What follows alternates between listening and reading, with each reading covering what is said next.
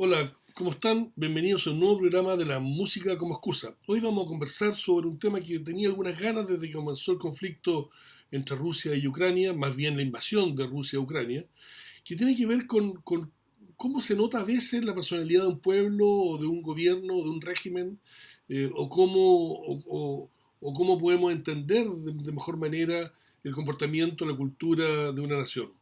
Y es por eso dado que Rusia es un país que produce mucha literatura, mucha música, mucho cine, vamos a hacer algunos comentarios respecto del Novoye Ruskoye Kino, el nuevo cine ruso. Bienvenidos, una pausa y volvemos.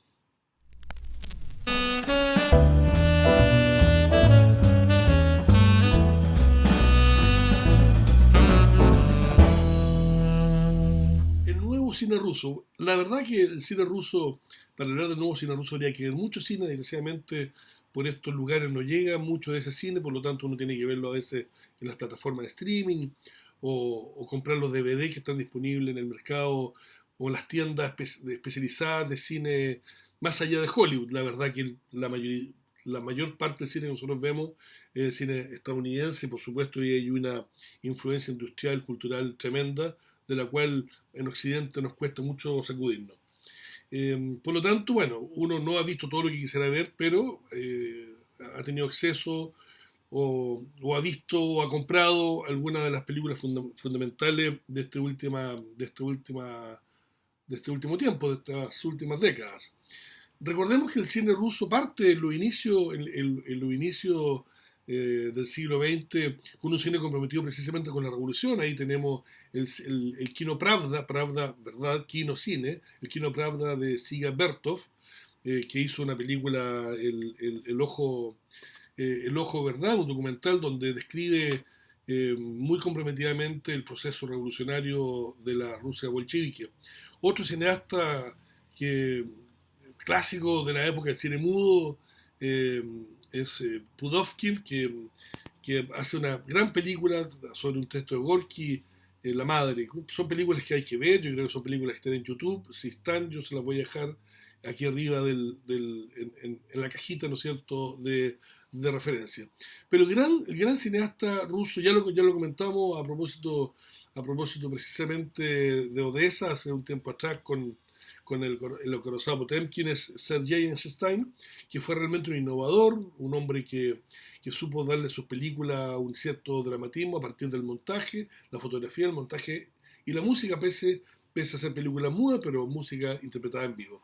Y estos tres cineastas que son el faro que ilumina toda la tradición cinéfila del siglo XX, eh, bueno, por supuesto, a medida que iba pasando el tiempo, se fueron reencontrando con otro tipo de estilos y géneros cinematográficos, muy en boga o muy cercano, muy comprometido, por supuesto, con el régimen primero de Lenin y luego de Stalin, hasta que Stalin incluso estuvo comprometido eh, en, en, en revisar él mismo personalmente los discursos que había en las películas de tal manera que fueran coherentes bueno, con la idea del régimen. Luego, cuando ya la Guerra Fría, después de la Segunda Guerra Mundial, está en franco apogeo, con tensiones entre un bloque y otro, por supuesto que el cine también sirvió para eso y había una gran preocupación por el régimen del contenido de las películas que se filmaban en los Estados Unidos, hasta que empieza una decadencia un poco del control de la mano firme de Stalin frente al cine soviético, y en los 60, como muchos otros países del mundo, empiezan nuevas olas de cine con nuevos discursos. Algunos directores de la órbita soviética salieron de Praga, salieron de Varsovia, de Cracovia, de Moscú y se fueron a Occidente. Sin duda antes, ya en la década del 20, del 30, algunos músicos, compositores eh, o profesionales de otras áreas de cine, la fotografía también se fueron a Hollywood, un poco arrancando el régimen. Pero bueno, yo quería nombrar en los 60 a Andrei Tarkovsky, un cineasta fundamental, uno de los mejores cineastas de la historia, un cineasta que filmó muy poco cine. Yo creo que un día vamos a hablar especialmente de Tarkovsky, eh, pero, eh, pero bueno, inevitable nombrarlo frente al nuevo cine ruso que comienza a partir de los 70 y especialmente diría yo a partir de los 80 cuando ya el régimen soviético comienza definitivamente su decadencia.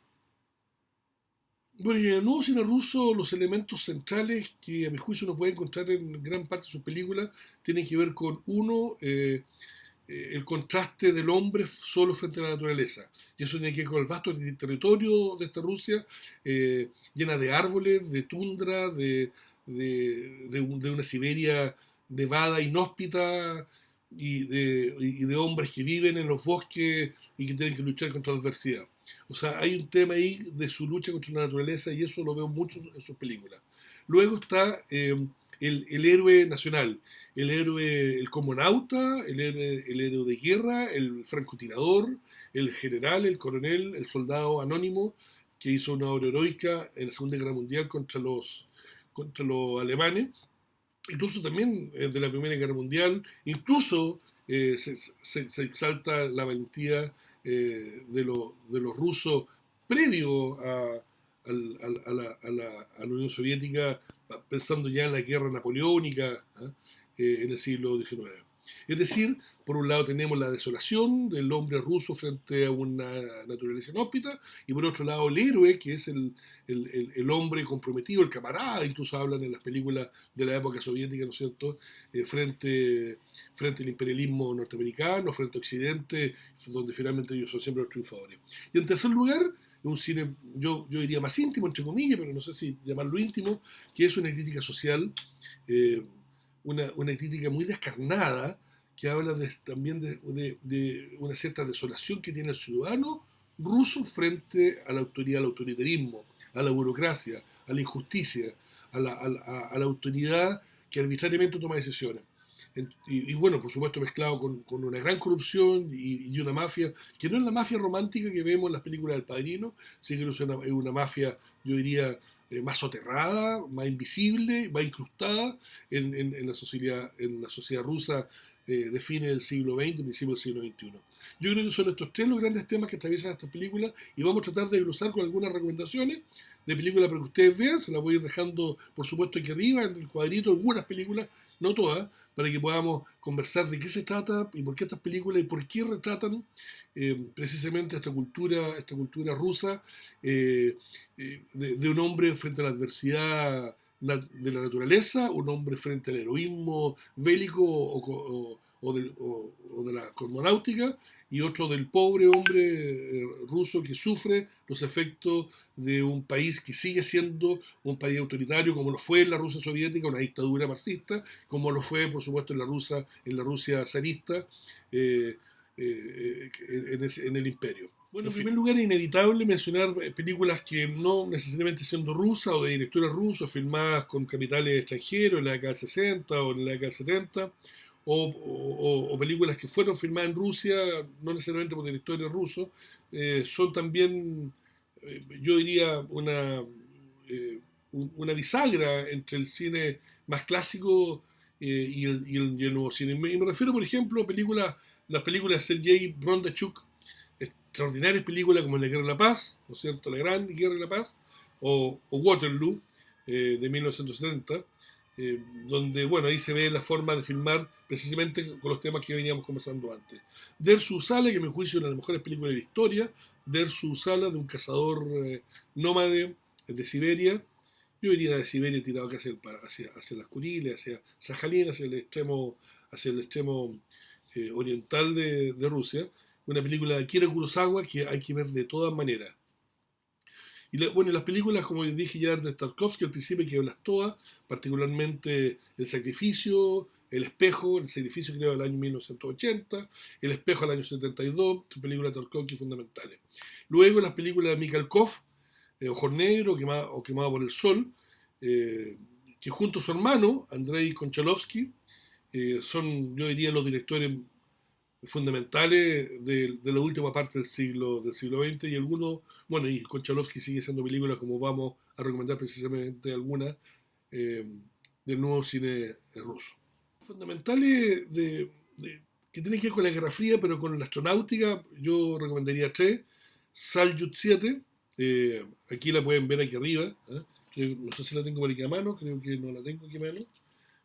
Salyut 7 de Klim Chipenko, es una película hermosísima, con una gran fotografía, es hecha al estilo hollywoodense en el sentido que, bueno, se espera el eje dramático hasta el último minuto, justo cuando va a morir el héroe, aparece la salvación, la luz de esperanza, en fin, tiene esos códigos que son habituales en el cine, en el gran cine, y que, bueno, aquí también lo usan los rusos, una película del 2017 que vale la pena ver de todas maneras. Como le digo, Salyut 7.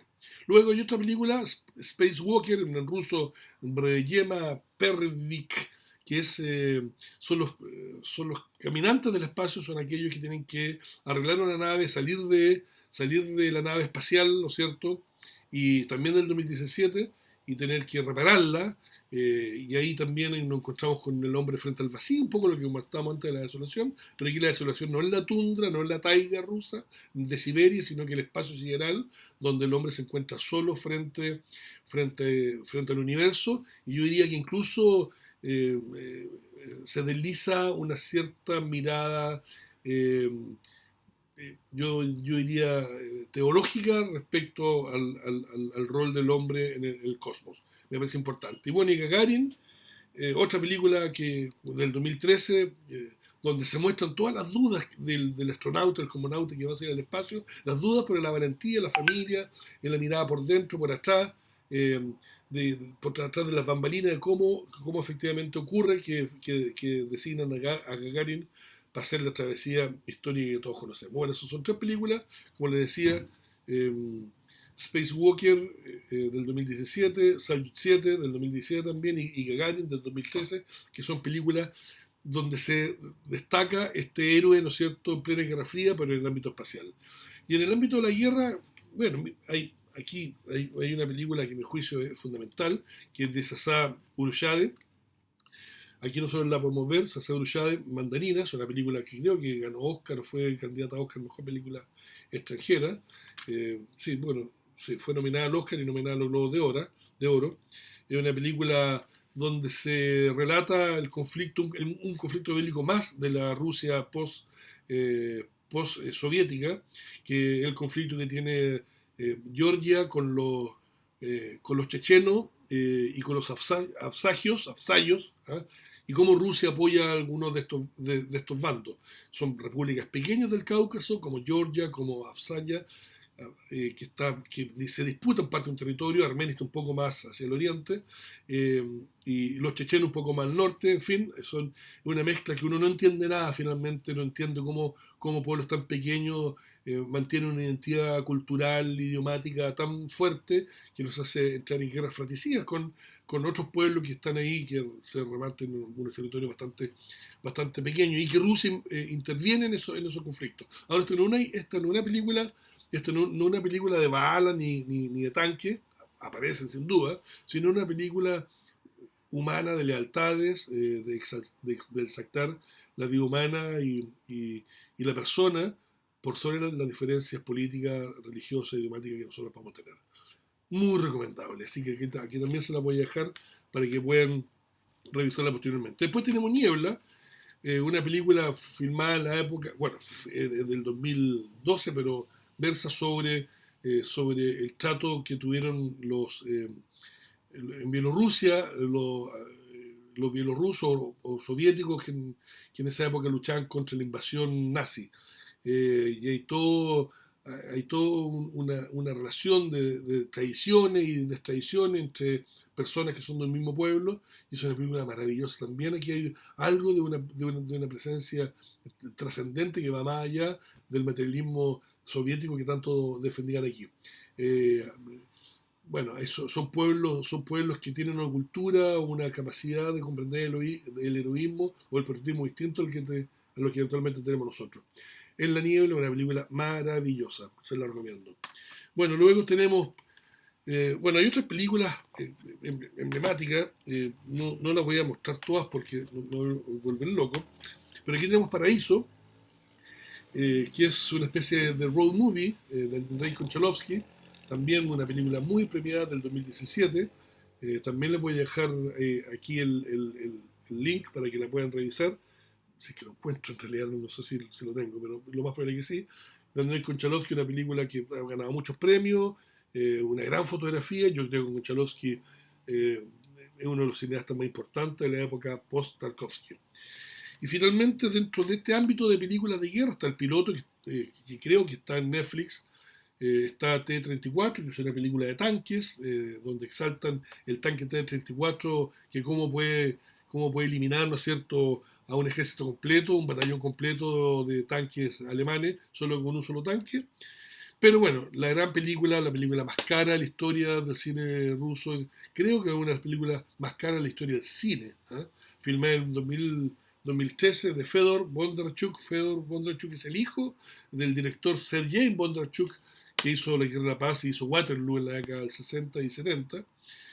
En esa época Sergei, el padre, lo hizo con financiamiento de Dino De Laurentiis, grandes películas con Rod Steiger. ¿Eh? En fin, aquí como su padre, Fedor Bondarchuk, en el 2013 filma una epopeya bélica como es Stalingrado. Stalingrado, bueno, todos conocemos la historia, en el invierno del 43, 42, 43, ya no me acuerdo muy bien la época, se me dan las fechas. Eh,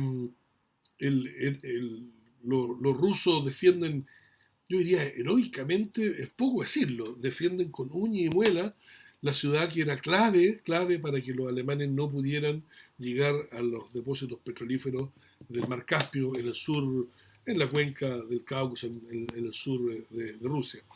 Y la instrucción de Stalin es a toda costa defender la ciudad, defender Stalingrado, eh, aunque muriera el último hombre, bueno, y casi queda el último hombre porque hay un grupo de soldados rusos que se trincheran en un edificio. Ese edificio hoy día es el monumento nacional en la ciudad. Hoy día la ciudad se llama Volgogrado, no Stalingrado. Y bueno, ese edificio ya semi-destruido es lo único que quedó del Stalingrado de la época, porque los alemanes, dirigidos por el mariscal Paulus, realmente arrasaron con la ciudad, y los francotiradores escondían los edificios entre los escombros, eran, bueno, estaban en la orden del día. Y la película filmada con un gran realismo, con muchos efectos especiales. Yo creo que los efectos especiales por lejos son de los mejores efectos especiales que he visto en películas bélicas. Yo creo que Spielberg, no voy a exagerar, se queda chico al lado de este tipo de filmes. Ahora, yo creo que este film es un film para el gran público, eh, para el gran público que exalta, ¿no es cierto?, estos valores patrióticos rusos, pero claro, tiene deficiencia desde mi personal perspectiva. Todo lo que hablo aquí es desde mi perspectiva en todo caso, así que yo me hago cargo de lo que digo yo nomás. A mi juicio, claro, no cumple los elementos básicos de un cine con una cierta coherencia, con una cierta credibilidad de algunos elementos que están puestos ahí, por supuesto, con un ánimo casi de propaganda histórica. Bueno, y finalmente, eh, las películas que tienen que ver con cómo el ciudadano ruso, pese a todo lo que le he hablado antes de su conexión con el patriota, con el héroe, incluso con el héroe de un régimen que ya ellos mismos sacaron, o con los cosmonautas, eh, o la crítica que tienen ellos de su propia historia, son capaces de mirar con amargura precisamente lo que ha sido el rol de Rusia en el mundo contemporáneo en su momento y contemporáneo hoy día. Una película magnífica, y yo creo que también una de las mejores películas de los últimos años, es El Arca Rusa, que es una película de Alexander Sokurov, que se pasea por 3 siglos de historia rusa, en un gran plano secuencia. Un plano secuencia, para los que no saben, es un plano donde no hay corte de cámara. Generalmente uno cuando ve una película ve cortes de cámara.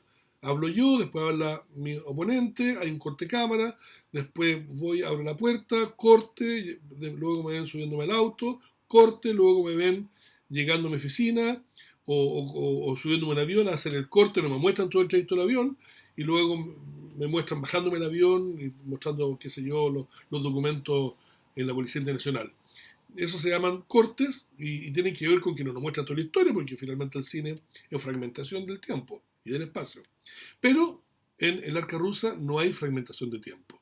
El Arca Rusa nos muestra a modo de realismo mágico, en un solo plano donde no hay ningún corte de cámara, Ningún corte de cámara nos muestra 3 siglos de historia a través de los salones del Palacio de Invierno del Hermitage en San Petersburgo.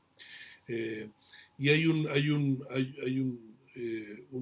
una persona que va paseándose por los pasillos, por las escalas, por los grandes salones del Hermitage, que es en la cámara, es una cámara subjetiva, es un narrador que va contando, va narrando lo que ve respecto a la historia rusa en los últimos 300 años, 250 años, en fin. Y la película, bueno, tiene otro personaje que dialoga con él, ¿eh? Y en la película muestra una gran desesperanza, una mirada muy crítica respecto a lo que ha sido la historia rusa del último tiempo. En la misma línea está la película Sibérie, Mon Amour. Yo creo que es una película tremenda. Y aquí sí que hablamos, ¿no es cierto?, de una familia, de un cazador en un inhóspito lugar de Siberia que lucha contra, no solamente contra la adversidad natural, sino contra un país que en parte muestra cierto salvajismo, ¿eh? O mejor dicho, un país cuya modernidad o cuya civilización no ha llegado de la misma manera que nosotros entendemos, aunque en Occidente también hay mucho salvajismo, muchas partes, y en muchas partes tampoco ha llegado la modernidad, sin duda, y hay desigualdad y hambre, etcétera, etcétera, etcétera. Estamos de acuerdo, pero aquí nos vamos a dar cuenta, eh, son películas rusas, digamos, cómo la barbarie a veces está más cerca de lo que parece. Y finalmente, y con esto vamos a terminar, yo creo que se nos alargó mucho el video, yo quería ser mucho más simple, pero son películas que recomiendo de verdad, se las recomiendo y quiero que me las comenten, que me digan si efectivamente son tan espectaculares como yo le he dicho, y dejo como plato final, y por favor véanla, si hay que ver una de las que le he hablado, es esta, Leviatán. Leviatán, bueno, este también otro director ha hecho mucha noticia en los últimos años, Andrei, todos los nombres son casi imposibles de pronunciar, Svianastev, o mejor dicho, Svianistev, ¿ah? Que ha hecho un par de películas muy interesantes. Leviatán, a mi juicio, la más importante de ellas, multipremiada en Cannes, en Sevilla, ganó Globo de Oro, mejor película extranjera, Globo de Oro, y fue seleccionada para mejor película extranjera del Oscar del año 2015. Película del 2014, donde muestra en forma crudísima eh, la realidad de un hombre común, de un pueblo pequeño, en una Rusia inhóspita, eh, cómo se enfrenta él con la burocracia, con la religión, con la autoridad, con el alcalde del pueblo, incluso con sus amigos, con su mujer, con su amante. O sea, qué es lo que hay detrás, ¿no es cierto?, de una sociedad tremendamente violenta, tremendamente atrasada moralmente. Leviatán es una película, yo creo que fundamental, es cruda, es hermosa, creo que vale la pena verla. Y bueno, y para terminar con las recomendaciones de película, reconocer a un gran ruso, bueno, en realidad también nació en Ucrania, ¿eh? Pero en la época que Ucrania era parte de la Unión Soviética. En realidad, no, nació antes de la Unión Soviética. Nació en la época de los zares. Estamos hablando de Dmitri Tiomkin.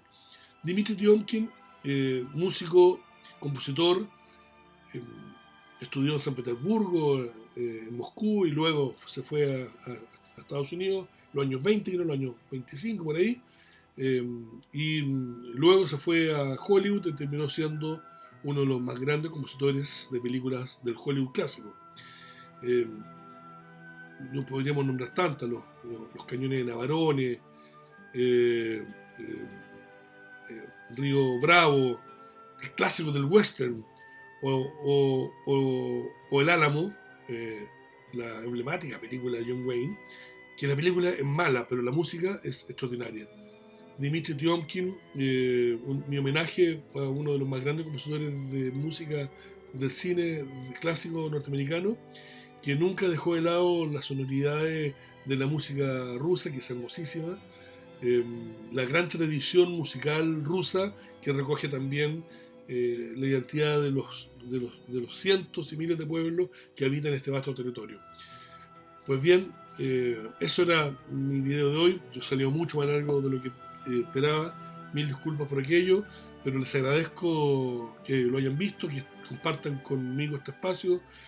Anoten, bueno, vean las películas que yo les recomiendo que aparecen aquí arriba, anoten sus comentarios aquí abajo, digan qué les gusta, qué no les gusta, de qué quieren que hablemos, de qué cine, de qué música, de qué temas quieren que conversemos, podemos estudiarlo si no lo sé, algo puedo hacer.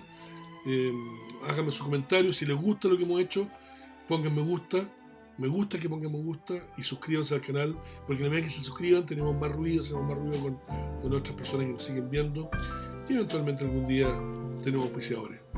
Un abrazo grande, disfruten los videos y seguimos hablando de música porque es una muy buena excusa para seguir conversando.